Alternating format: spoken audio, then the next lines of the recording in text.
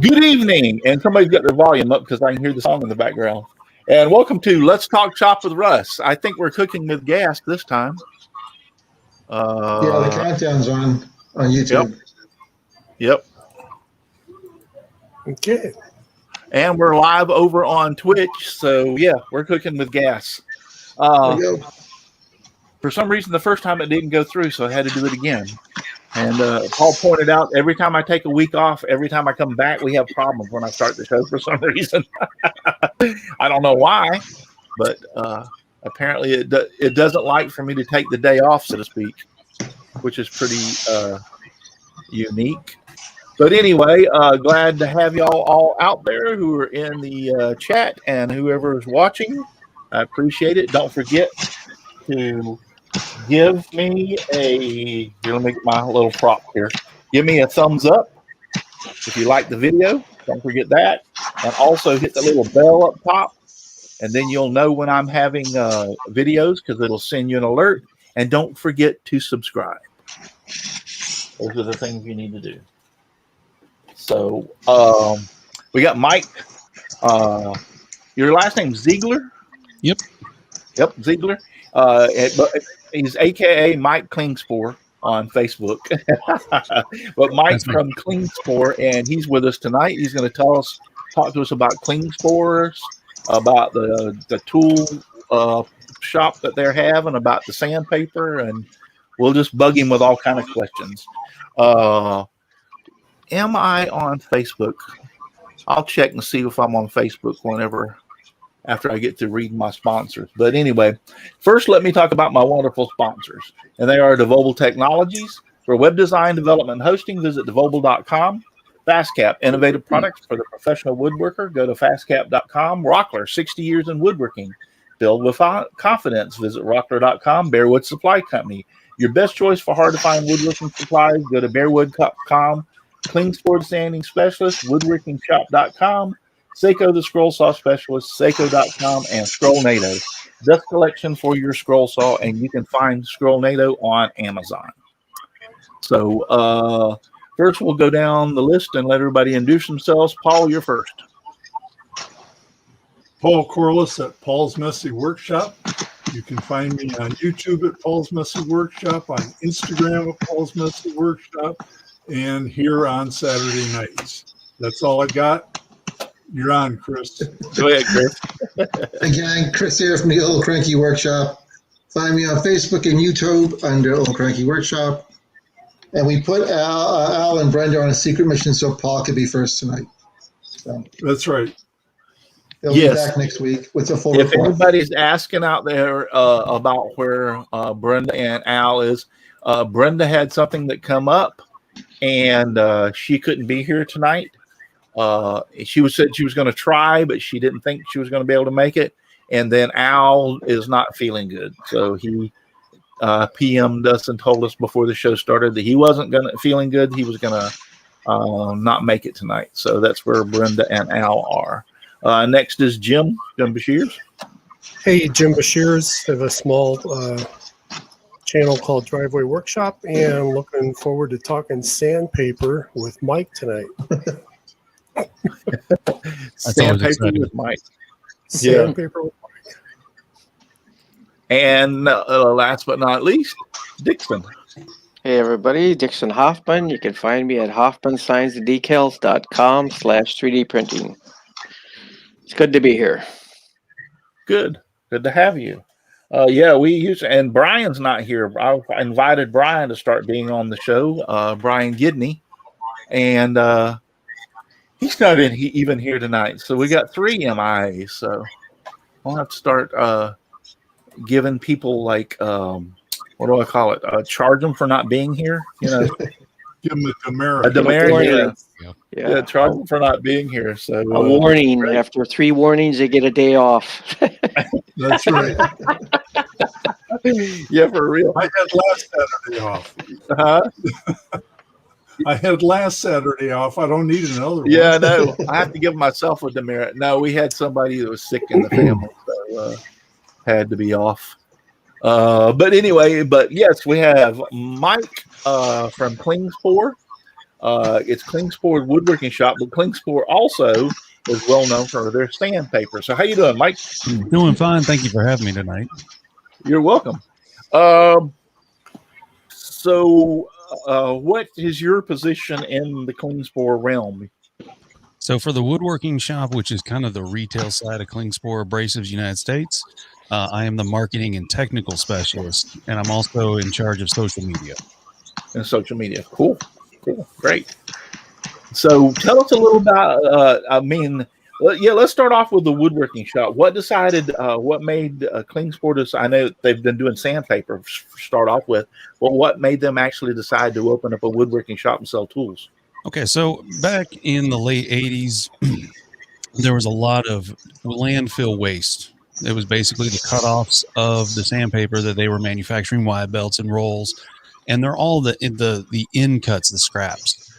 And so they were literally just throwing them away. And one day, instead of throwing that away and filling up the landfills, Christoph Klingspor, who's the owner, he's the main guy for the woodworking shop as well as Klingspor United States.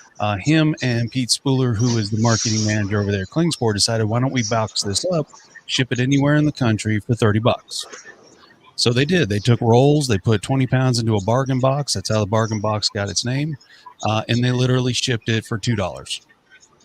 So that bargain box of in scraps started Klingspor's woodworking shop 31 years later. Wow. And I know all about those bargain boxes because the first year, which was about 4 years ago, maybe 5 years ago, that I went to the Klingspor extravaganza, I bought one of those bargain boxes and brought it home. And let me tell you, I still got the damn bargain box sitting over there with sandpaper in it. I haven't used it all. Yeah, it'll go a long way. There's a lot in there. Yeah, I think it's from like 100 to 400. Yeah. And some boxes are like 60 to 220. So there's a lot. I think I chose the medium course box. Okay. Yeah. And a lot of those pieces, what I did on a lot of those pieces, like the pieces that are part like was a sanding belt or whatever that have the real hard cloth back or whatever. I took them and I glued them to a 2x4 and made sanding blocks out of them. There you go. There's a lot of options. I mean, they make great. You glue them to the bottom of a 2x4. The 2x4 is nice and flat, and you got something that you need to, flatten out, straighten out. They work fantastic for that. Yeah, we've got customers that will custom make their own molding pieces. So they'll take the negative of like a Cove or a classic OG, and then they'll glue the sandpaper to that block, so therefore they can sand the exact contour that they need to for their moldings and such. Yeah, great idea. Now we do also have a lot of extras as far as blocks like that. We have Sandflex blocks. I'm trying to think of everything off the top of my head here, but we have a lot of accessories that go with the bargain box as well. Right. Yeah, we have Aussie Man. His name's Bill. He lives in Australia naturally. His name's Aussie Man. He wants to know. He says he just wants y'all to ship internationally so they can buy it over in Australia. Yeah, we have that happen a lot. Now there is a Klingspor Australia, so you can get Klingspor abrasives through the global part of the company. They do have a subsidiary there, but they may not have the bargain box. That's kind of the woodworking shop thing. Right. So, what as far as tools, what do y'all carry in the wood shop? So everything that you're looking for as far as a woodworker goes, your hand tools, hand carving, power carving, your Arbortex and your master carvers, your flex cuts. Machinery, you got Jet Powermatic, trend sharpening, Tormek sharpening machines. Pretty much if it's something that's out there available for woodworkers, we will generally have it. Unfortunately, this past year has kind of proven a little tough to get things from manufacturers, supply chain logistics, but at the same time, we have, let's see, I'm trying to think of everything else. We do carry woods like thin stocks, veneers. We have all Festool products. Clamps, Bessie clamps. So there's a lot of options. Dust collection's a huge one. We have a lot of dust collection. Right. Yeah, I was at one of the extravaganzas we took. Well, first off, Well, I'll get into that in a minute. I went over to the woodworking shop, and I was impressed at how much tools were packed into that place. I'm like, holy crap! So, I mean, y'all are easily competitors with like Woodcraft or Rockler. I mean, y'all have just about equal amounts of everything. What are those places? I've never heard of them before. Good man. Good answer. But yeah, the downside is if you come to the extravaganza, which we'll get into what that is, a lot of those display machines that are in the vendor booths come out of the store. So the store is even more packed when it's not the extravaganza time. Like it's wall to wall. Wow. Yeah. So you mean like the lathes and stuff, y'all actually take them out of the shop and put them over there and let them use them? Yep. Wow. We've got a wood turning club that has the Powermatic 3520, so that's theirs. Usually Jerry Meismer, who does the cowboy hats, he'll be checking on that one. But yeah, a lot of the lathes that are over there, other than the ones that are in the booth for the Learn to Turn a Pen, the club provides those. They make those stands, right, and they provide that part. But a lot of the other tools, yeah, they're ones that come out of the shop that have been demoed for the extravaganza. Oh, cool. Did not know that. Y'all got any questions for him? I got a couple. How are you guys related to the main manufacturing side of the company? It looked like it started in Germany as Klingspor, and then you open a manufacturing plant here in the state. I got to look, and YouTube's over here, real time's over here, and I keep looking at YouTube, and you're smiling, and it smiles 15 seconds later on the other side. So you guys have manufacturing here and in the States, but how's that relate to, how did you get the store started, the retail store started? So since 1893, so over 125 years, Klingspor, Germany has been manufacturing sandpaper. They have, I think it's 1 million square foot facility of just the manufacturing part alone, not including storage. But basically the grandson of, I'm going to get that one wrong. I know Walter's in there.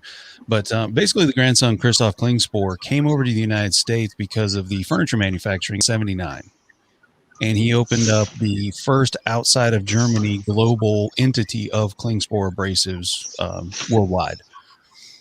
And what they did was they basically started manufacturing your wide belt, your pump sleeves, your just general stroke belts, pretty much anything that was an abrasive that was required by the furniture factories. That's where they kind of came in.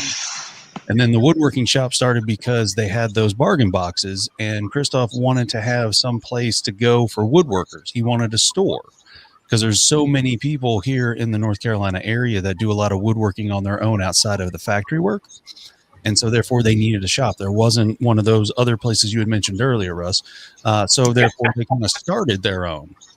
And that's how it grew. And it's still in Hickory. It's not in the original location. I think we've been in this location since 96, and we just upgraded to a larger warehouse right next door. We got very lucky that the building next door to us became open and available. So we grabbed that so we could have more room, because you saw it, it's packed wall to wall with stuff in the store. That is also the entire warehouse at the time. So that we shipped everything out of there. We have everything stocked for all 4 stores there. So yeah, right now in North Carolina alone, we have 4 retail stores: Asheville, Winston-Salem, and Cary, which is outside of Raleigh, and then of course Hickory. So that's how Woodworking Shop got started. Yeah. I just posted the link out on the chat. Cool. To your website. Yeah, we have some people watching on Facebook. I don't see anybody on Twitch as of yet, but we have people watching. Richard Coons watching over on Facebook. And Aussie Man's out there, Jim Dockrell, Luana Pierce, just to say hi to some of these people, Alan Carter, James Parker, the Appalachian Heritage Wood Shops out there. That's Daryl. Michelle Marcoux, Chris Nealon's out there. I mean, I'm just scanning through, guys. If I miss your name, I'm sorry. I'm just trying to say hi to some of y'all that are out that are watching. I appreciate you being out there so very much. Rick St. Louis, he's out there, but all those people are out there in the chat right now. And if y'all have any questions, I think we actually did have one up north here a little bit. So the Appalachian Heritage Wood Shop says, I have a question for Mike. The rolls of sandpaper from Klingspor for drum sanders have a directional arrow on the back of the paper. Is it critical that the arrow be in the correct direction? Not for a drum sander. The drum sander taper on either side dictates where it starts. The arrows are actually there for belt manufacturing. It's the same material that we use on wide belts, and so therefore the arrows are on there for another application. One thing to know is abrasives are very much like the textile industry. They come in large jumbo rolls, like 75 inches wide, 1,000 meters long, and then they're converted, especially here in our U.S., the North America website or site. They're converted from these jumbo rolls down to sheets and discs and belts. So therefore, sometimes you have applications where the arrows matter. In drum sanding, they won't. Cool. Yeah.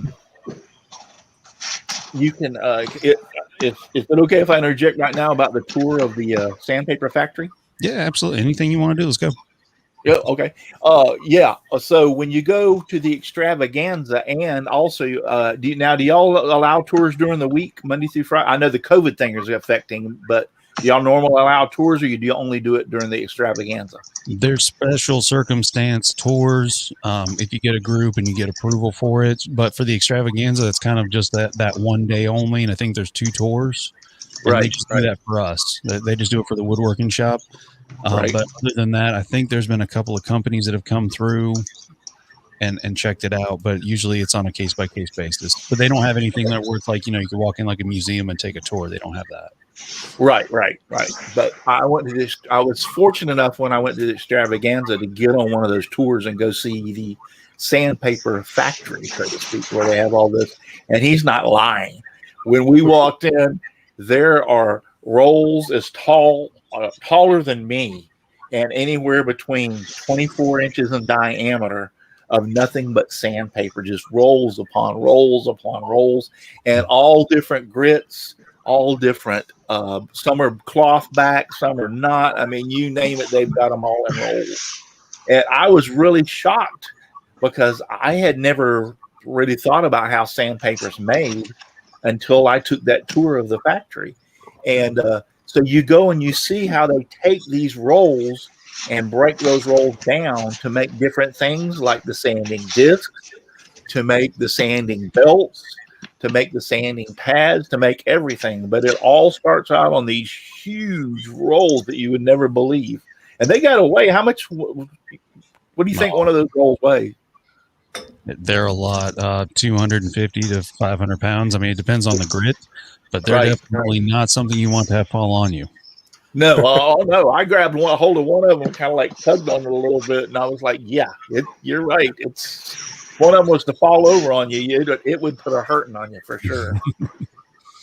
But take us through a little bit of the process, because when you first get the roll, they take it over, and then that's what they do, put it on this big machine, and they first start cutting it down to somewhat sizes. Yeah. So a lot of times there's certain materials that we have that are very popular for wide belts. So, you got 65 and you got 72-inch wide belts. So they usually will take those rolls and just cut it down. And then the scrap that's left over, they'll turn those into smaller belts, like your 1x30 belts, your 1x42s, 6x48s, anything that they can utilize out of that jumbo, they will. So I don't know if you remember when you went, but in the very middle, there's a cage. And yes, short. They were not very tall rolls. They were 12 inches or shorter. Yes, as far as how wide they were, and so that's the cutoff from those jumbos when they make them for wide belt sizes. Cool. And so that's one thing that starts. The other thing that starts is there's that coating room. I don't know if they had it operating when you went. It's in the very beginning when you start. I don't remember. Okay. But go ahead and tell us a little bit about it. So the coating room is where they put the PSA or the sticky back, or they put the hook and loop or the Klingon. We call it Klingon. But that room will take a jumbo roll and it will coat the entire roll. So that way they can do discs, they can do hook and loop rolls. Basically, they can, whatever they need for the customer's orders, they can start that process. So there's some rolls you saw that were plain back for general rolls, like the jumbo rolls were plain. For smaller rolls, like 3-inch, and then some are PSA and some are hook and loop. So you have one grit, 3 different types of rolls. Wow, pretty cool. Mm-hmm. And a lot of the belts, we now have a robotic belt machine, but like wide belts, a lot of them were handmade. So if you ordered a wide belt, there wasn't like a big robot making them. There were guys and ladies who were putting in the labor to make those themselves. And I still find that just unbelievable. Unless you ordered a lot of belts of one grit and one size, there was one robot that did it for a while. But pretty much, if you get a belt from us, 9 times out of 10, they were hand cut, hand pressed, and jointed by somebody. So there's a lot of labor that is still involved. Question. Now, I noticed when you got down to like the smaller belts where you would be making like 3.5 by 8 or 3.5 by 6 for like your smaller belt sanders and stuff. Mm-hmm. I noticed that when they put those belts together, they were still put together by hand, so to speak. Yep. Is that the reason that being is because it's more efficient to put it together by hand than trying to have a machine do it? Yeah, because the hand can actually see where the joint's going to be before the press gets involved. And they also can sight up on the press, because that press is temperature controlled, and then it's somewhere in the neighborhood of I think it's 80,000 pounds. I'll have to go back and check again, so I apologize. That may be wrong. But basically, it's a heated hydraulic press that puts those belts together. Right. And what they do is they'll slide it in, and if it looks off and it's not in line, they don't press it. So they'll wait, get it just right, and then they press it. Okay, because once they press it, it's all over with, but they're crying. In other words, that's right. Yeah. But at the same time, that glue is a very special glue they put on there. So rejoining belts, unless you had the glue and then you had a heated hydraulic press, you're not going to get them back together. Yeah, I beg to differ with you. I put a few of them back together and used them with contact cement. I mean, you can. They're not going to take the type of punishment that they could. No. But I was out on a job site one time, and I was sanding something, and I didn't want to have to leave, and I had some contact cement, and I stuck it on there and waited until it and stuck it together and put it on the belt sander, and by George, I was able to finish what I needed. Aussie Man wants to know: is Klingspor Gold still the best sandpaper for making sanding mops? Yes. Yeah, without a doubt, the gold is the most flexible we have. And Steve Good is out there, and he wants to know, are Klingspor brand products sold on Amazon and sold through the Klingspor store? And if they are, do you take suggestions for products that are sold on Amazon? I'm an Amazon affiliate and would love to have sanding mops available for my readers. No, we are not going to be doing Amazon. If you find something on Amazon, typically it's something someone bought from a factory somewhere or bought from another entity. That was like a bargain box, if you will. It was the cutoff stuff. And so there's no warranty. There's nothing we do with Amazon at all. Now, affiliate links with our new site coming up in March. That is one of the things I'm pushing for, is to have affiliate links for people, because our new website will be able to track it and help people out that are looking for that type of that side revenue, or just to be able to buy sandpaper, using those affiliate links. But as of right now, Amazon's a no. We got Aussie Man go ahead. Also wants to know, where can he buy the Klingspor Gold in Australia? That would have to be through the Klingspor office, and I can get that information. That's not a problem, and then send it out or put it on a post if you want to. But they still have all the same material. It's called LS312. That's the gold material for the material name is LS312. We had another question out there from John Lockery. He said, I have to ask, what type of sand is used for sandpaper? It's all synthetic made. It's all actual sand. Synthetic. Synthetic, okay. It's all man-made grains. Yeah, it's not sand like you go to the beach and pour it in a bunch of glue and stick it on a piece of paper. And it's not the Steve same Good medium says- for sandblasting either. That's different. Yeah. Steve Good says he wants to be an affiliate, so keep him in mind. Will do, Steve. Not a problem. Yeah. Do you know who Steve Good is, Mike? Oh yeah. Yeah. Scroll.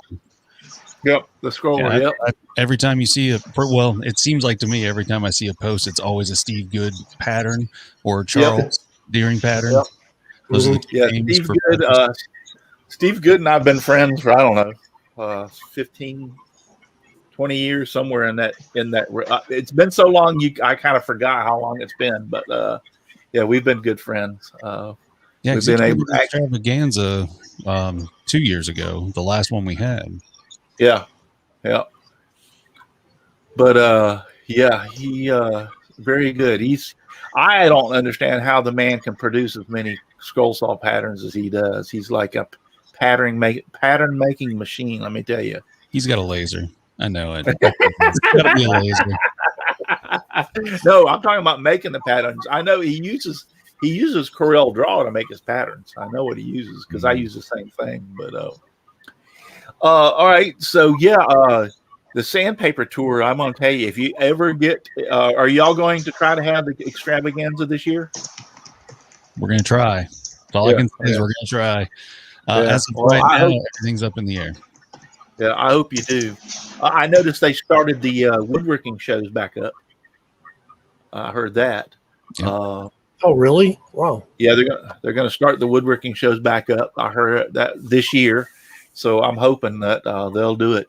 But yeah, if you get a chance and go to the extravaganza and they have it this year, make sure you put your name on it, because when you walk in, there's a list that you have to sign into to be able to go take those tours. At least there was when I was there, and you need to make sure you sign up to go take that tour because of the actual sandpaper factory, and you will be totally amazed. Trust me, totally amazed. It is pretty cool. Yeah.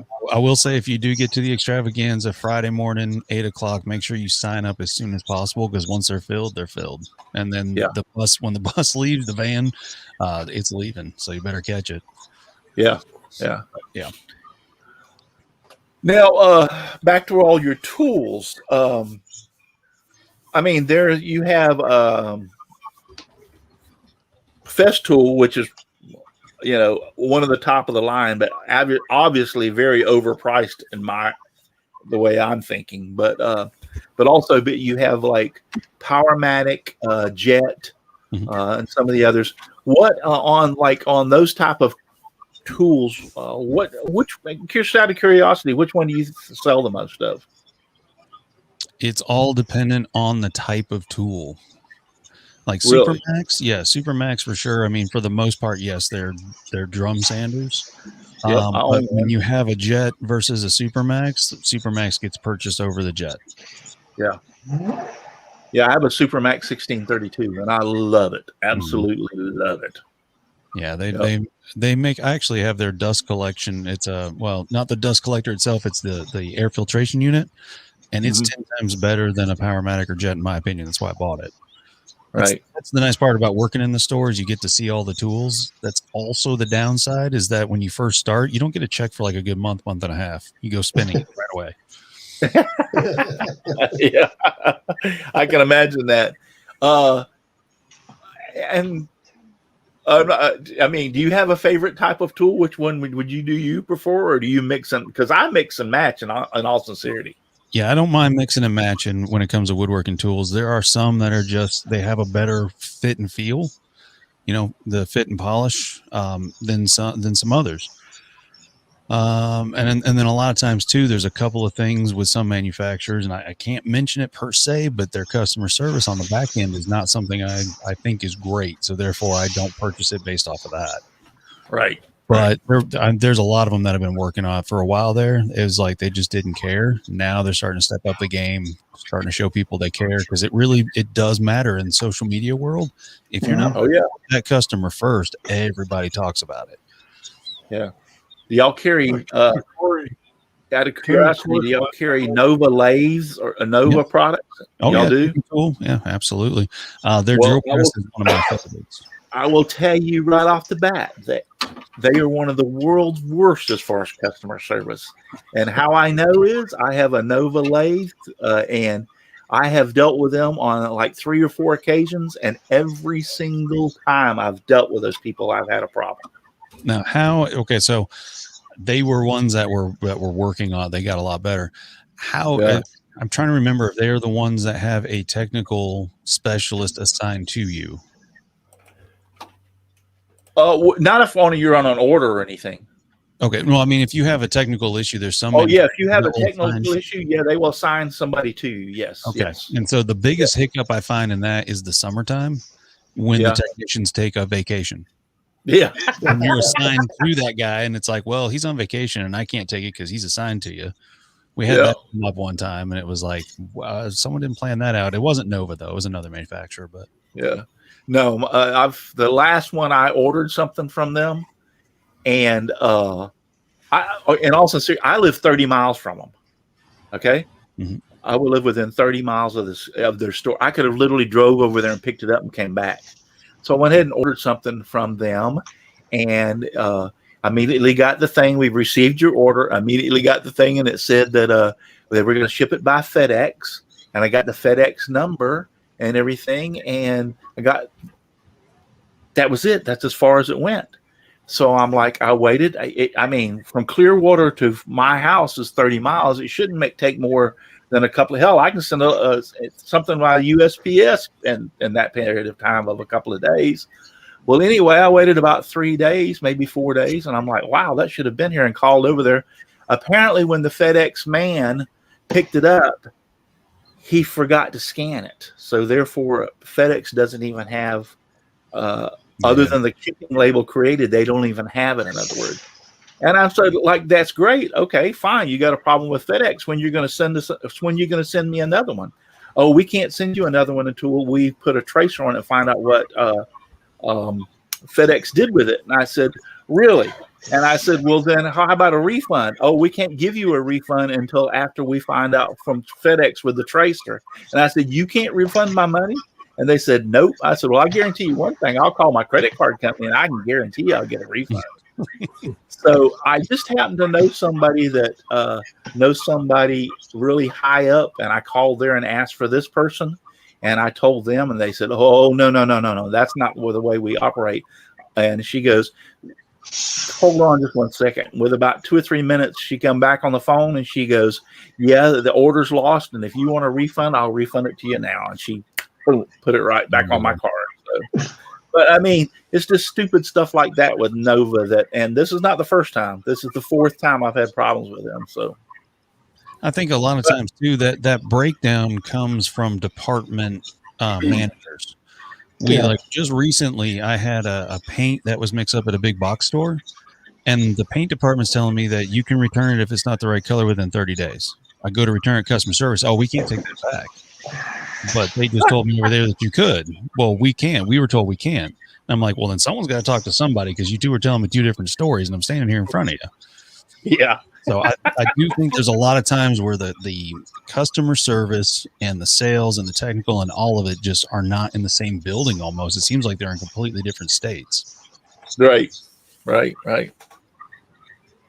So, I mean, anybody got any other questions? I'm kind of lost of what else to ask him. Do y'all carry Whiteside router bits? No. What kind of router bits do y'all carry? What brand? Freud.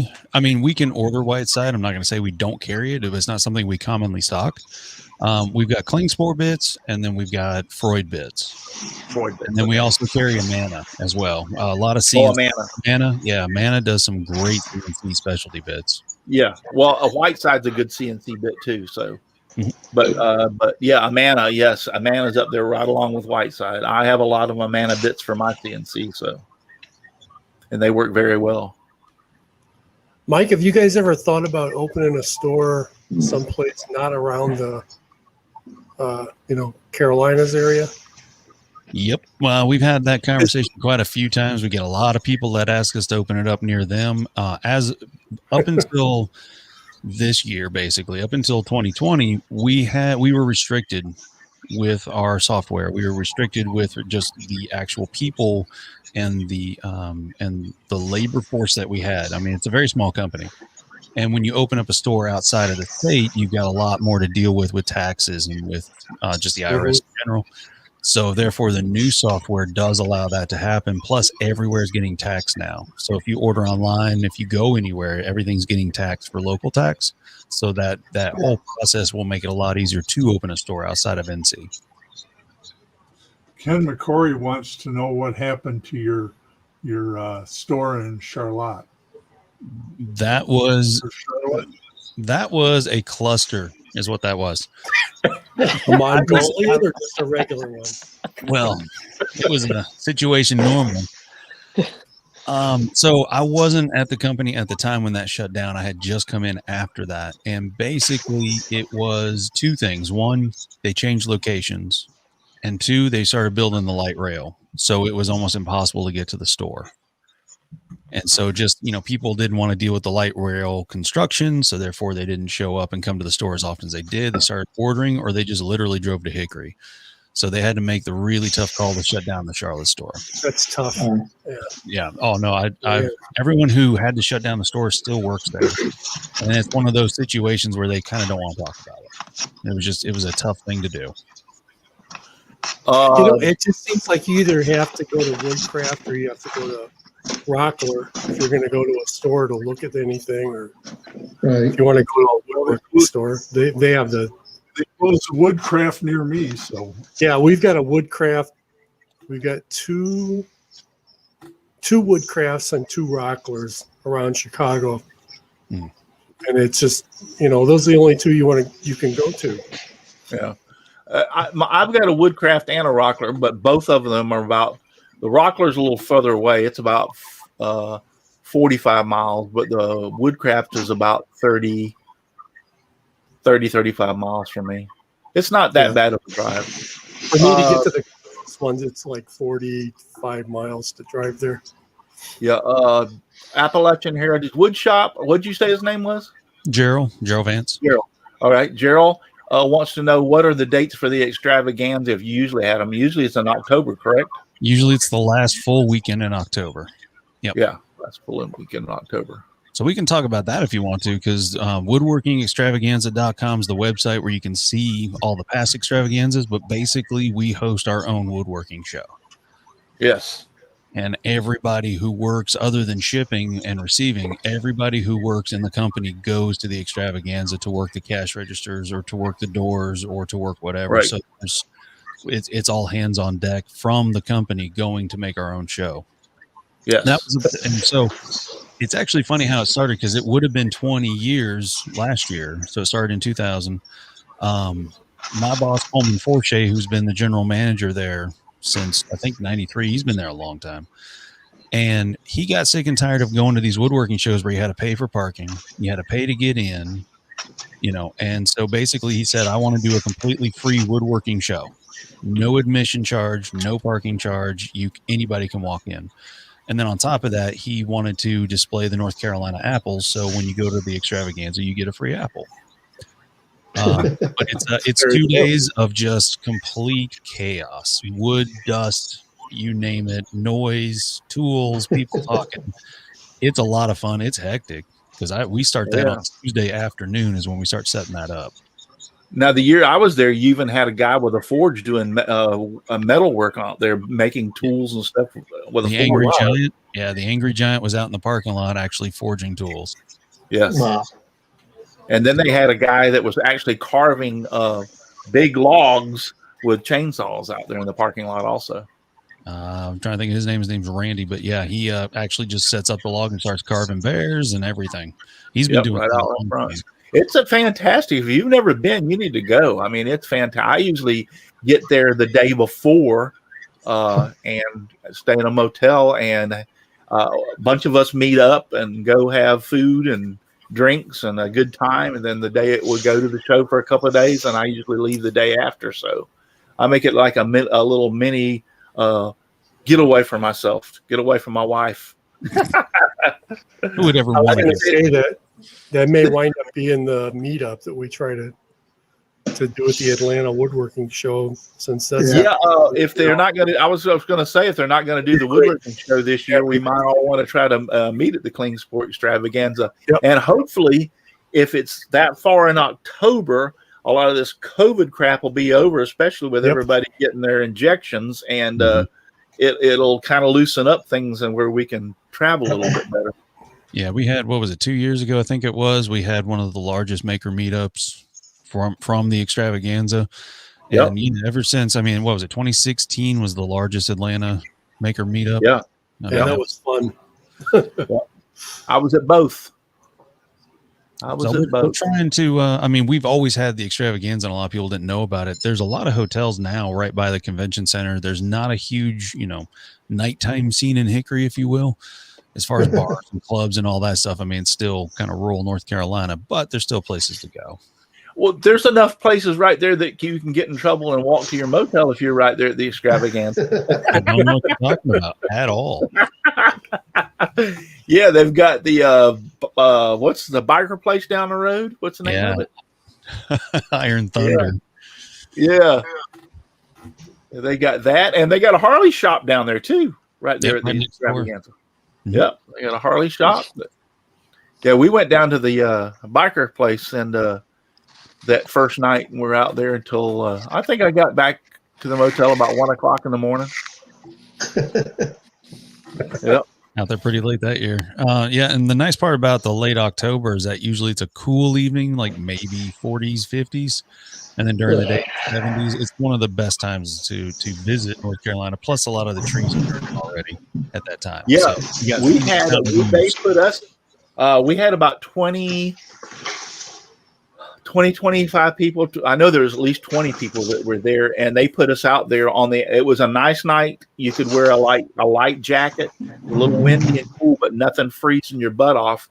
And they gave us 2 waitresses, and we were out there on the outside where their tables were outside. And I liked it a lot better out there, but be honest with you, because they had music inside, but at least we could hear the music, but at least outside we could talk to each other also. Mm-hmm. Had a good time.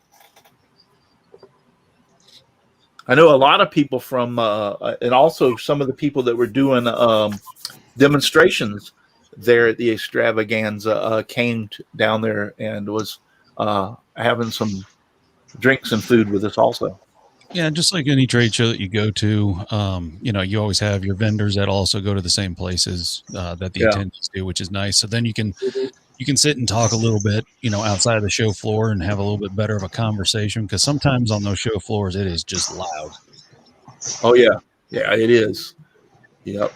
Yeah, but the Extravaganza, if I'm not mistaken, is around 60,000 square feet. Wow. So it's big. I mean, it can take you a couple hours to walk. And one of the things, it's not only that, but you also have competitions as far as, I think y'all have scroll saw, and I think you have turning, and what's some of the other stuff where people show their stuff and then they pick a winner. Yeah, absolutely. So the Catawba Valley wood carvers have been putting on a wood carving competition of all levels. And then you have friendly turning competitions with the local area clubs. I think normally we have about 3 North Carolina wood turning clubs that come in. We also have the Woodcrafters, which is local to Hickory, but we have all these woodworking clubs actually come in as well. Only, they can find new members, but they're also showing off everything that they made, how people can get inspired to do woodworking. I've seen a lot of people that had zero clue about how to turn a pen, walking out with 2 pens, and they were wanting to buy a lathe. Like, that was the coolest thing I've ever done. That's a success. Yep. Yeah, I walked through some of the displays of some of the stuff that the people had showed off. That year that I was there, I think you had some scroll saw stuff, and it was not only turning, but I think there was some carving stuff on display, if I'm not mistaken. Yep, a lot of carving stuff, and then usually towards the end on Saturday and Friday, there's a pumpkin carving. So they show how to carve a pumpkin professionally, if you will. Oh yeah. Looking back through, Donald Matthews is out there from Donald Vlogsly's Wood Shop. Jason, does anybody know how to pronounce his name? It's RICH. Huh? Let's take a look here. It's RICHELHOFF. Richelhoff. Richelhoff. Yep. Okay. He's new. I don't remember seeing him out there before. So Jason Richelhoff is out there. Good to have you, Jason. Huh? Old Path. That's a new name. Yeah, Old Path. He's been here.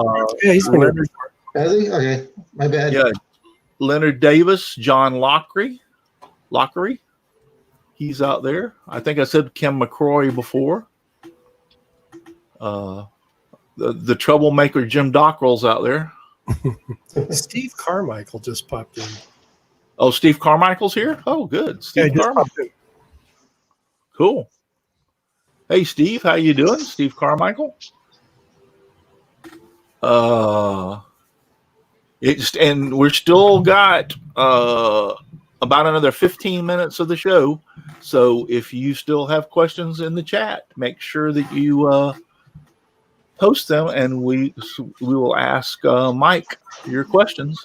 Hey, Mike, I might have missed it on the website, but I ordered a roll of sandpaper for my drum sander. Mm-hmm. When it came, it was paperback. Do you make a cloth back paper or cloth back sandpaper also for drum sanders? That is the preferred abrasive for drum sanders, is a cloth back. Yeah, one I got was paperback, and I was surprised that I might have missed it on the website, but it was paperback, and I was really surprised. No, do you have a Grizzly? No, I have it's a Performax, so it's a jet. Oh no, that's fine. Usually Grizzlies will have a paperback with hook and loop, which we highly do not recommend. Let me get the box now. Sure, but you might have gotten the wrong thing too. That does happen.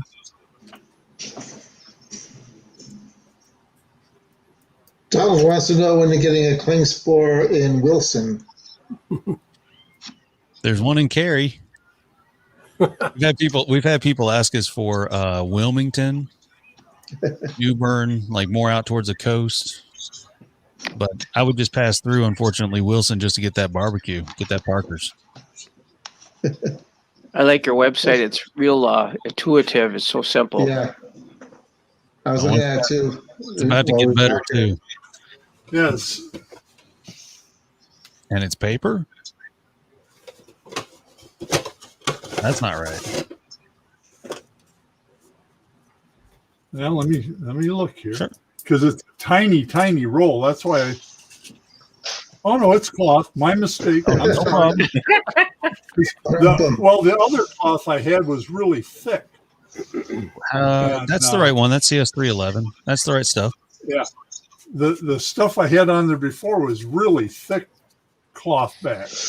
And when I got this, I was really surprised how thin it was. But now that I look at it, yes, my mistake. No, I'm glad that you didn't get paper for a drum sander because you would have been very unhappy. Yeah. Yeah. So one tip I can give you on the drum sander is not to wrap the drum with the wraps touching each other. Right. Right. Okay. Just edge to edge, or No, I mean, not when you wrap them around, you Yeah. want to have at least an 1/8 to a 1/16 inch gap, so you can see the steel drum itself. You don't want them so they buttoning don't each other. fray. Yeah. That way they Yeah, can move because- under stress. Right. Yeah. Yeah, because they will move a little bit. I also found out after putting that on that after you run it a little bit, it seems to stretch a little bit, and you have to retighten. Yeah, it can because it's moving around. Yeah. Yeah. And also the clamps themselves are basing it off of the grit. So therefore the grit is really sharp, and as you're drum sanding, that grit can start to wear down on that aluminum clamp, and it loosens up a little bit too. Yeah, Oh, that cloth shouldn't move because that is a waterproof. Oh, so here's your benefit. Those cloth back wraps, you can take them to the pressure washer and blast them out.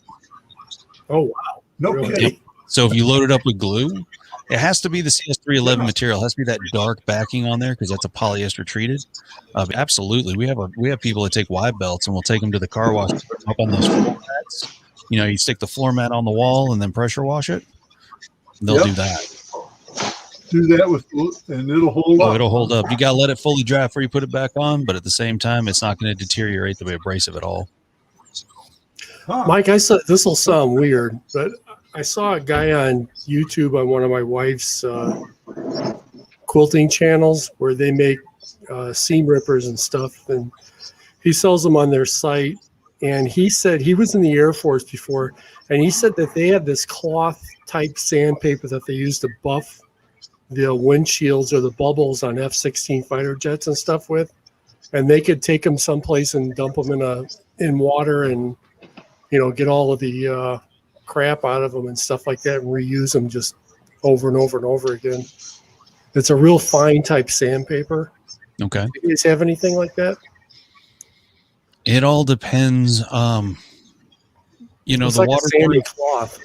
It's a cloth itself. It'd probably be micro mesh, and that goes up to 12,000 grit. It comes in like I think 3 or 4 inch by 5 inch rolls. Yeah, I don't think it was micro mesh because it's more like sheets of like a chamois or something like that. It looks like that big. Yeah, that's micro mesh comes in that size, and it's a. Oh, okay. Their specialty is that it's a latex bond, so it's very flexible. Okay. And and since it's a latex bond, you can definitely wash that out. 2 questions. One, does Bill Awesome Man wants to know, does Klingspor sell rolls of Velcro back for drum sanders? His drum sander takes Velcro back. Yeah, absolutely. Trying to think. I think we have 6 inch and 3 inch that are cloth. Okay. And then also he asked, where would he look for the Klingspor to order there in Australia? I think it's klingspor.au. Okay. The other option, or the other option is just to search on, your favorite search engine, Klingspor Australia, and it should pop up with that. Okay. There you go, awesome man. Klingspor Australia or Klingspor AU. Mm-hmm. That's how you're going to find them.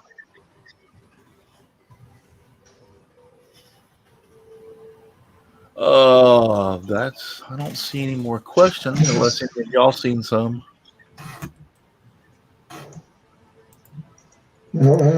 Scanning through. Yeah, that's what I'm doing. Yeah, and don't forget everybody. Klingspor AU. It's klingspor.com AU. Okay. Don't forget also, we have like 40 people watching to give me a thumbs up. I would appreciate that. All y'all slackers are out there not giving me a thumbs up. We got 33 people, only 15 thumbs up. Come on, guys. Yeah, I've got a couple watching us over there also on Twitch and a few people watching us on Facebook. Very cool. Yep. Good crowd tonight. Yeah, I broadcast. I don't know if you knew that, but I broadcast simultaneously on Facebook, YouTube, and Twitch at the same time. I love StreamYard for that. That's one of the best out there. Yep, that's what I use is StreamYard. And on the pay-per-view channels at hotels. So, the adult-only side. Yeah. And one thing I love about StreamYard that it makes it really, really nice is their restream chat.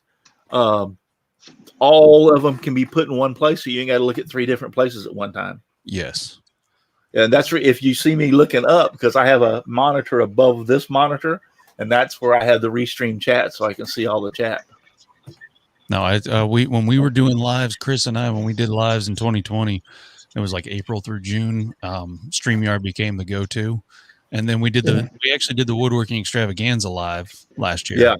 Yeah, and it was a stressful lot of fun. Yeah. One of your guys isn't it Chris? But one of your guys has been sick and was in the hospital, wasn't he? That was me. That was you? Yeah, that was me in December. Huh? In December, the end of December. Actually, I had turned 40 on December 19th, and I was in the hospital 2 days before that. So I got to enjoy my 40th. Are you okay now? Everything all right? Yeah, I'm just going to have to be on blood thinners for 6 months to 2 years. Oh, wow. No big deal, right? I don't see it as a big deal, but at the same time, the way they tell me things, I'm like, well, maybe we should take it serious. Yeah. Yeah. Yeah, my wife, she had, they thought she had AFib. Ended up not. It was AV node reentrant tachycardia is what she ended up having. But anyway, they put her on blood thinners for a while for her because they thought she had AFib. And I told her, I don't like this crap, and I was very concerned about her being on them.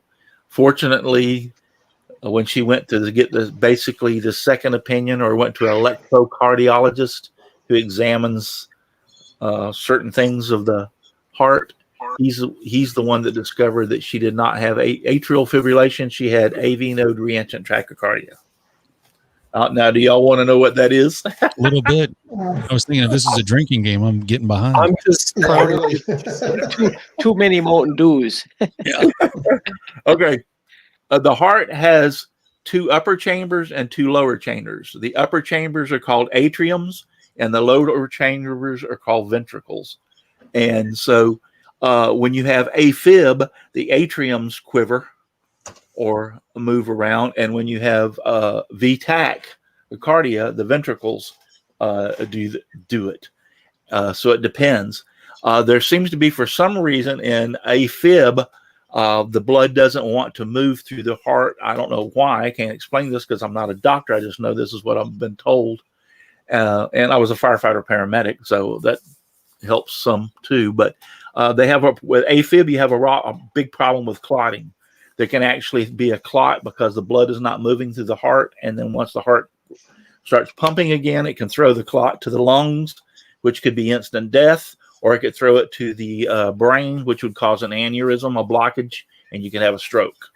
So that's the reason in AFib they put you on blood thinners, is so that if you have one of those attacks, the blood's thin and doesn't clot and cause that problem. And the AV node reentrant tachycardia and super V-tach, that is the bottom. It doesn't seem to be as a problem with the clotting for some reason. And so therefore you don't have to have the blood thinners. So my wife does not have to have the blood thinners for that. You can have what is known as an ablation for what she has, and that is actually they go in there and use a soldering iron, so to speak, I'm serious, they actually burn those nodes out so that they burn their place in those nodes, yes, so that they won't have the mixed signals or whatever. Right. And some people have that and have good luck with it. Sometimes the first ablation don't work. They have to go the second time, and sometimes they burn too much and you have to be put on a pacemaker. That's what Chris Nealon said. He has both, but it was fixed with 2 ablations. Yeah. Yep. I just read that he had both. Well, so this last attack that she had, the reason I wasn't on the show, the last attack she had was the first attack she's had in 5 years. So obviously the medication is doing its job. I mean, if you go having one attack every 5 years, that's pretty good luck. So she's going to opt out for the ablations right now. She's going to wait and see. I mean, if she starts having one after another, then obviously she's going to have the ablation. But as long as she only has one every 5 years, she's going to keep doing the medicine. So I hope you all watching who are taking notes. This will be on the test at the end of the semester. Yeah. So anything else? We're rocking down here to the end. Actually, we're 9 o'clock, but that's okay. We can go a few minutes over. But anything else that you can think of, Mike, that you would like to share with us? I know there's a lot of misconceptions in abrasives. And one of the things that I always run into is that it seems like no matter what level of woodworking you're at, okay, whether you're just starting out or whether you're a complete professional, the random orbit sander is the most abused tool, incorrectly abused, in the shop. I agree. So I always try to tell everybody whenever I talk about abrasives is to lighten up the pressure. The tool is the sandpaper. The machine is the sander. Mm-hmm. And everyone wants to press down on it to get it to work faster for them. I'm in a rush because I have to sand and no one likes sanding. But the biggest thing is that you're actually creating more problems. That and not to skip more than one grit in a sequence. Okay, so if you start out at 80 grit, you can go to 120 because you're going to skip 100 grit, but you don't want to jump from 80 to 150 or 80 to 220. And we have a lot of customers that come in from box stores. They say, I heard about your sandpaper. You know, I have a couple questions. And it's like, all right, what grits are you using? 80 and 220. And it's like, and it feels smooth. And I get that. It does feel smooth. The downside is that a lot of people don't think of abrasives as, if you use that 80 grit, okay, it's going to make peaks and valleys. And the valley is going to be that scratch from the 80 grit. Right. What people don't realize is they think they're trying to sand that 80 grit scratch out with 120. You're actually trying to lower the peak down to the original 80 grit scratch to level it out. Right. And so a lot of people look at abrasives as, you know, I'm trying to remove that scratch, or they use the pencils or whatever. And I really think that if you look at it and you're trying to take the mountains down to the valleys, you'll be a lot happier with your finishing results when you get down to it. Yeah, I've seen people. I've been around people before that's used a random orbital sander, and they'll push so hard it actually quits spinning. And I look at them and I say, you know, you're not doing a thing with that. Actually, you're making it worse. If it's not moving around and around, it's not doing its job. Right. You know, I did a video with Izzy Swan about your sanding wrong. And I have to say, now that I look back on it, because it's been 2 years or so, now that I look back on it, it's kind of arrogant in a way, because it's like you're telling people they're sanding wrong. But one of the best things I found was to put a mark on your sanding pad. So if you have a silver Sharpie on a black pad, or if you've got a white pad, put a black Sharpie mark on it. But if you do it about a 1/2 inch wide, pay attention to your sanding pad while you're sanding. This works great for beginners, but if they push down too hard, you'll start to see that mark slowly going by, which tells you it's not spinning anymore. Right. It's oscillating back and forth. So if you can see the mark, then you know you're pushing too hard. And a lot of people, they realize, oh, I am pushing too hard. They don't think they are because it's still moving. They can't tell, but that mark will definitely help you out. Yeah. Yeah. You have to let the sandpaper do its job. Yeah. And the only way it's going to do its job is to be orbiting and or vibrating and going around at the same time. And make sure it's Klingspor. Yeah. That was good. I bought one of those sample kits that you have of the for the disc sander, you know, where you get, I think I forget how many. The first one I used was I think it's a 36 grit. No, it's an 80 grit. It was on top. I never had sandpaper work that well. It's always like cheap sandpaper. Yeah. Yeah, you realize real quickly that there is definitely a difference in the grains. I don't know. You know, it's like buying a tool. You can cry once or you can cry multiple times. Yeah. It does work.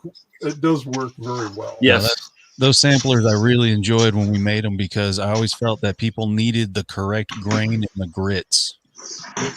Well, and it's different types too, which was nice. Yeah, and that's why we did it, is because, you know, you could have all of the same abrasive material in different grits. That's not going to fit the application that really that grit should be used for. So the one that you had in 80, I think it should have been a blue, should have been the PS36.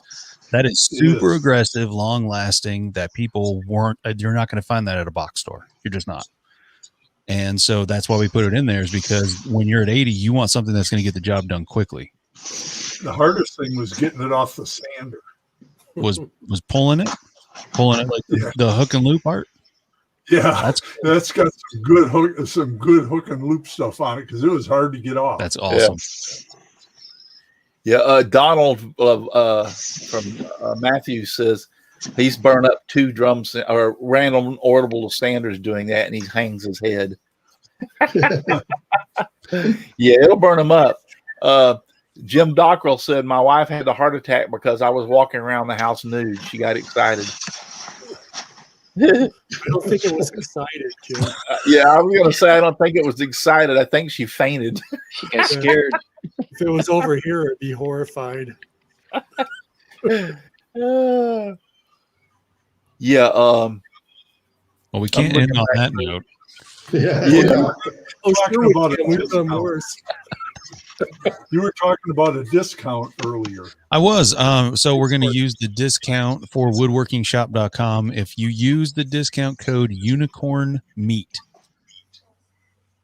okay, that's just like the mystical creature, and then MEAT, it'll get you $5 off any order of $5 or more. I'm going to go on a limb, but did Mike Laffey think up that number or that name? He made a comment one time during a podcast, and I thought that's hilarious. Yeah. I would take a coupon just to show the love for. I the don't like to. I Now, don't like to stick my neck out on stuff like that, but it's pretty- unicorn meat is that all lowercase? It doesn't matter. It'll take it either way. Okay, so All right, unicorn is spelled. Spell that for me. UNICORNMEAT.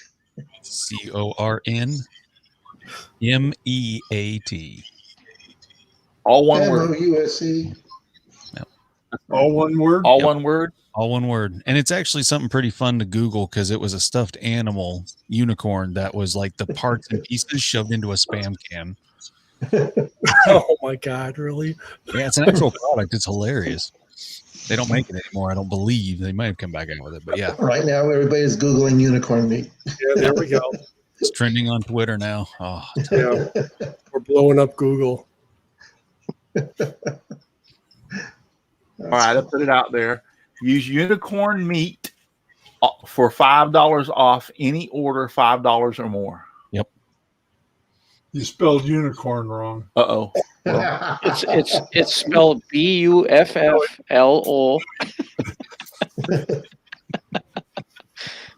Oh, hey, I went by what he told me. He said UNICORN. That's what it is. So if it's spelled wrong, it's Mike's fault. take it. But yes, so everybody out there on Facebook and on Twitch, and you said this will be good for how long? This will be good until March 1st because that's when our new website launches. Okay, so Cool. you can use unicorn meat up until March 1st. And with Thank you very much. no Yeah. problem. What's even Okay. better is if you're local to North Carolina and you walk into the store, tell them you want to use the unicorn meat coupon, and they look at you with such puzzle. I'm sorry, you said what? What coupon was it? Unicorn.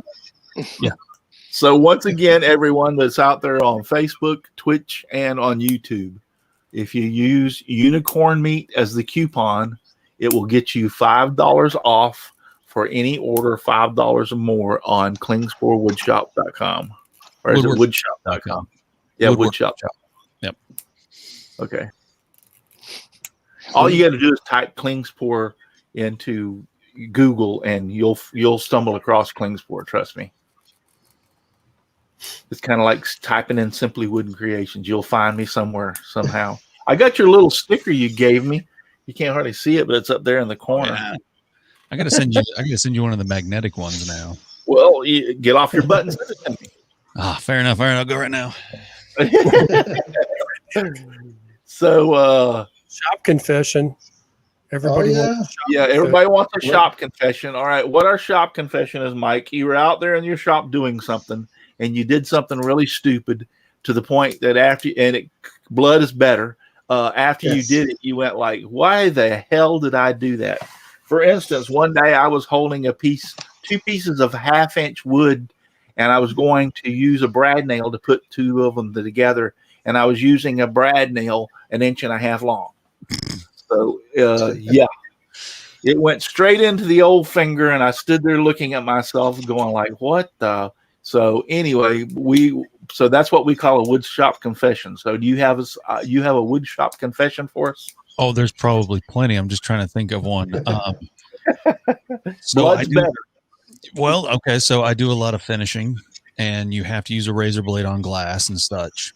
Here we go. And so as I am taking and scraping with the razor blade towards my other hand holding the piece, and I still have the scar on that thumb, it jumped off the tape and went straight into my thumb. And I remember standing there looking at it because it hit bone, and I thought, well, that was stupid. And at that exact moment, I'm like, but if I take it out, it's going to start bleeding like crazy. So And so at that time, you're looking around the shop like, "Where's the CA glue?" Because this is going to be a real quick moment. Yeah. I still have the scar on that thumb of hitting it because it's a perfect little 45-degree angle.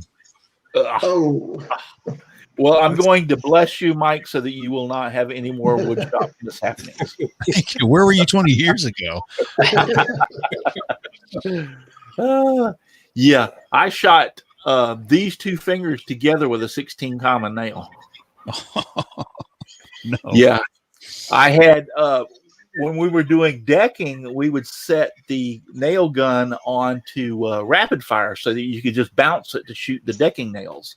Well, when you're doing studs, that's not a good idea, because if you're holding a stud and you fire it, and as you back away, because of that way that does it, sometimes it can trigger it and make it fire twice. So I was shooting some studs in, and it was set. And when I hit it the first time and went to back up, and I actually released my finger was only probably this far away from the gun because I was holding the stud.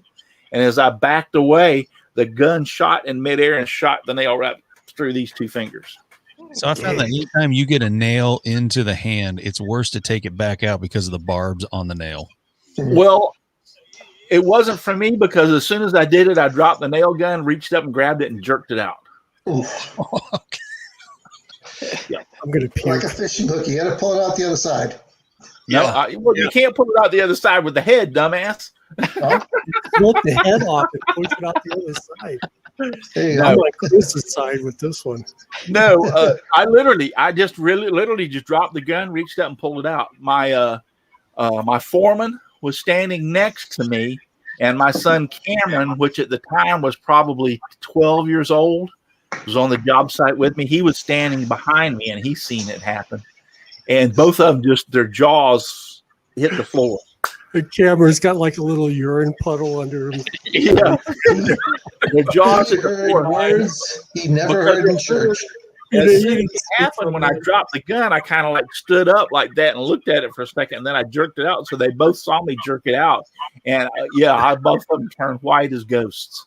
I'm turning white as a ghost, and I'm up by Chicago doing this over the internet. So I went out to the truck. I had a first aid kit. I went out to the truck and got some gauze, and I just gauzed the two fingers together and kept on working. I went ahead and shot the rest of the studs in, and we put the wall up, and I shot the wall off. We worked for about another hour and a half, and whenever I got through, I went straight down the street to the liquor store and got me a fifth of Jack Daniels and some Coke and some ice. And I told my foreman, we were down in Bradenton, Florida. I told my foreman, "You're driving us home," and I sit in the passenger side seat and drink Jack Daniels until I couldn't feel the pain anymore. See, I was going to say the ice was for the fingers, the Coke was for Cameron, and the Jack was for you. So the ice was for the Jack, and Coke was for me, and Jack and Coke was what I was drinking on the way home. But I got home, it didn't hurt anymore. of course not. Because Jack works every time. So I didn't. By the time we got home, it was late. So I got up the next morning, and I sent my foreman and the other two guys down to the job site, and I stayed here. And I called my doctor, my family doctor, and told him what I'd done. He said, "Well, come on in." And they took an X-ray. He said, miraculously, it went through the bottom part of my finger and only scraped the two bones. It did not go through the bones. It did not. Lucky there. lucky. Yeah, he said, so you come out lucky. He said, the only problem I have is that sometimes, especially since it touched the bone, you can get a very, very nasty infection depending on what was on the nail, so to speak.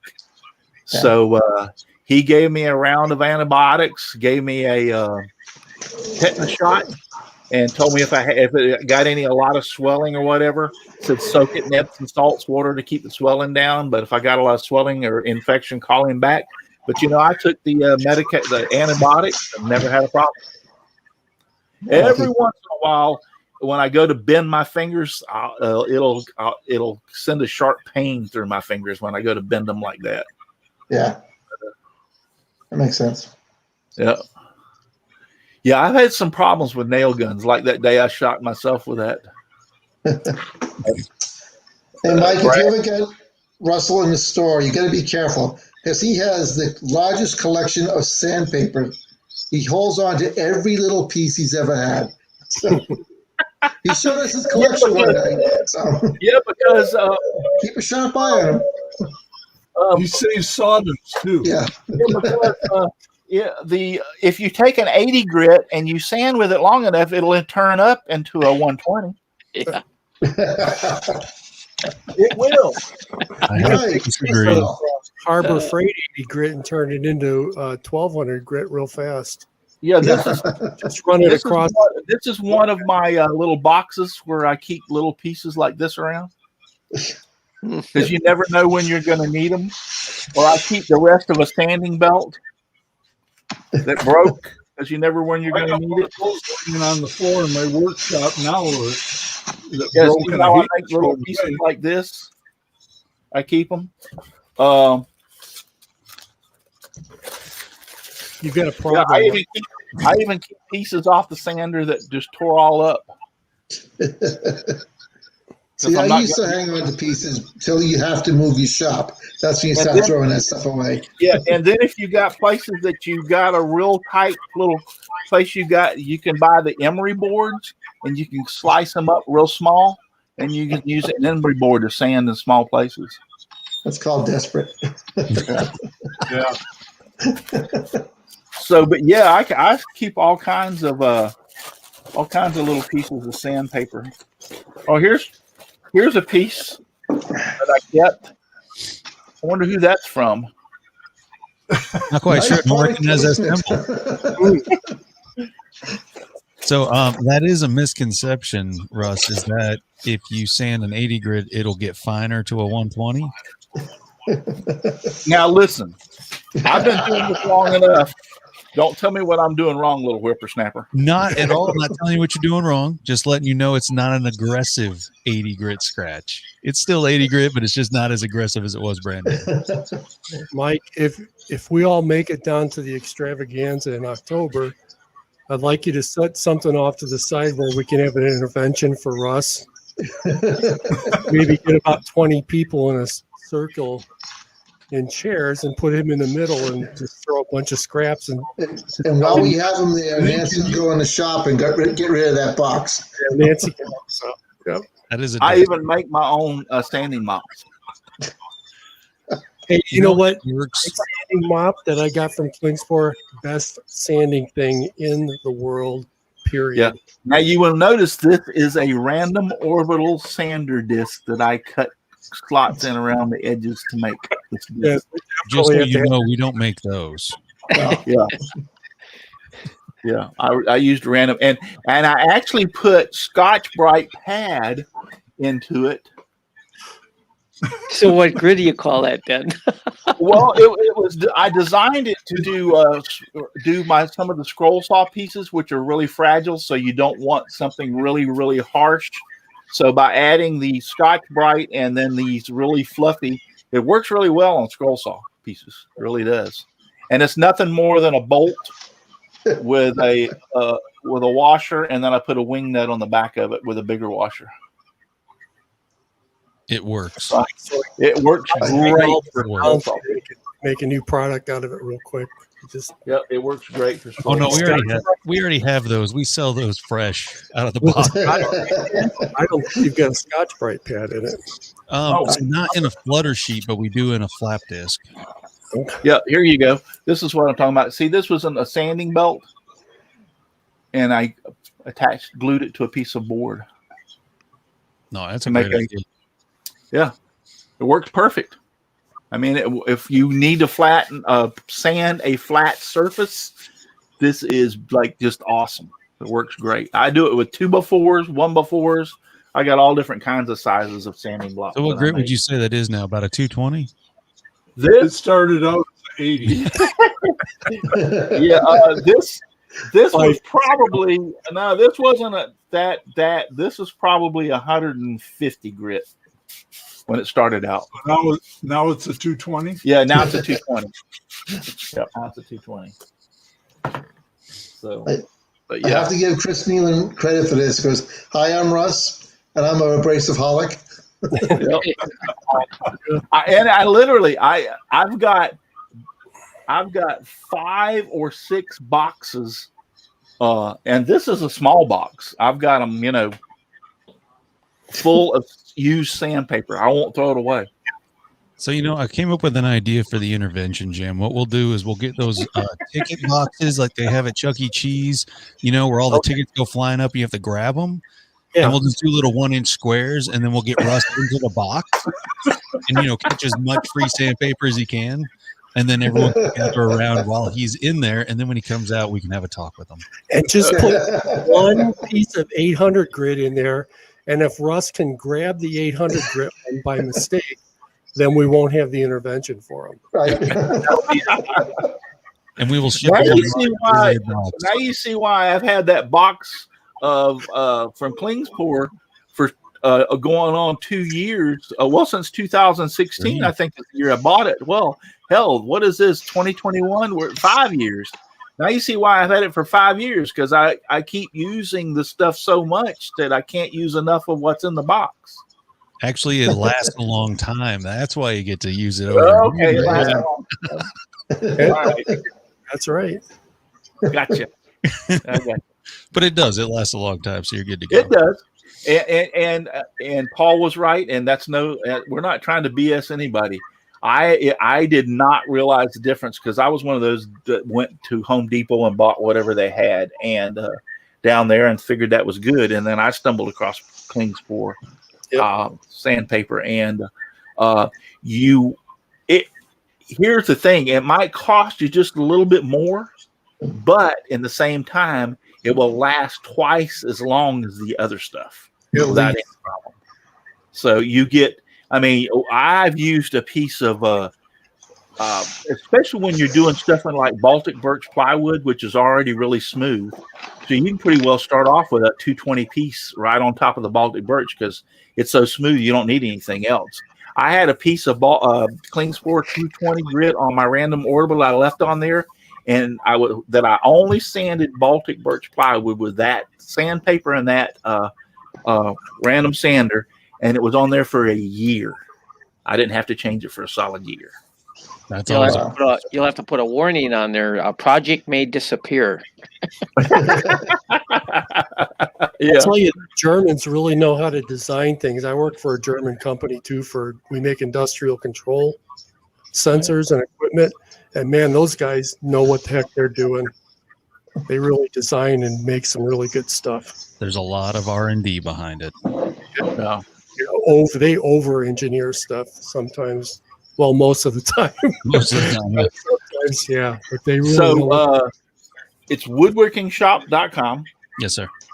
So you can buy all your tools through Klingspor at woodworkingshop.com. And they have I've been on there. I've bought several things. I think I bought my, what's the sander with the wand on it? Oh, the Guinevere? The King Yeah, Arthur Guinevere. Mm-hmm. Yeah, I bought the Guinevere sander from them. I've got 2 or 3 other tools from y'all and sandpaper from y'all. So, yeah, if you need woodworking tools, go to Klingspor, woodworkingshop.com. So, and also don't forget unicorn meat as the coupon code for $5 off of any order, $5 or more. Don't forget that also. Good till March. Good till March. So. Well, Mike, I say thank you very much for being on here tonight. We had a great time. Yeah, I had a great time. Thanks for having me. You're welcome. And hopefully we'll get you some orders coming in. Well, thank you very much. Really do appreciate it, guys. Remember, All Mike, right. next store, Chicago area, Northwest Indiana. Hey, come to Florida. The weather's warmer. Yeah. We need a shop down here. Needier. And I'll tell you what, I will personally, if you come down here, I will personally work at that shop as manager for 1 year for free. For free? For free. Oh. If you bring a shop down here. Pretty good deal. Okay. Little- Let the boss know. Little did Russ know that they already were planning that. So now Yeah, and I just throwing resumes out the window like, oh, we got a year. We're good. 22 business plan. So yeah, you bring one to Florida, bring it in my area, and I'll be manager for 1 year for free. Yeah, let's see what the blue store near you has to say about that. Yeah, well, they offer that too. Yeah. Yeah, really, for real. All right, guys, we're going to cut out of here. We've went a little over. Hope everybody is. Hope we didn't hold you too long, Mike. No, you're good. All right, so I appreciate everybody out there watching. Aussie Man's still around. Donald, Matthews, all those people are still around. Looking back through, but I appreciate everybody that is out there in the chat for being out there in the chat tonight and watching us. I appreciate it very much. Yeah, Thank you. Thank you again, Mike. Thanks, Paul. Thanks, Chris. Thanks, Jim, and thanks, Dixon, for being on here. And once again, I hope Brenda wasn't sick. She just said she had something that come up that she had to take care of. She was going to try to get here on here tonight, and she couldn't make it tonight. And then Al. He was a wuss. We told him that he could take his laptop to bed if he wasn't feeling good and could still do the show, but he didn't do that. So he was too sick tonight. But remember, if you're too darn busy to get out in your shop and make some sawdust, you're just too darn busy. Just give me sawdust, lots of sawdust all around me and everywhere. I like it flying all around my shop and even in my beard and hair. Good night, everybody. Thank you for watching. Night, everybody. Thank you. All right, boys and girls. Remember, you don't have to go home, but you can't stay here. Nope, can't stay here. So finish up those drinks. Out the door.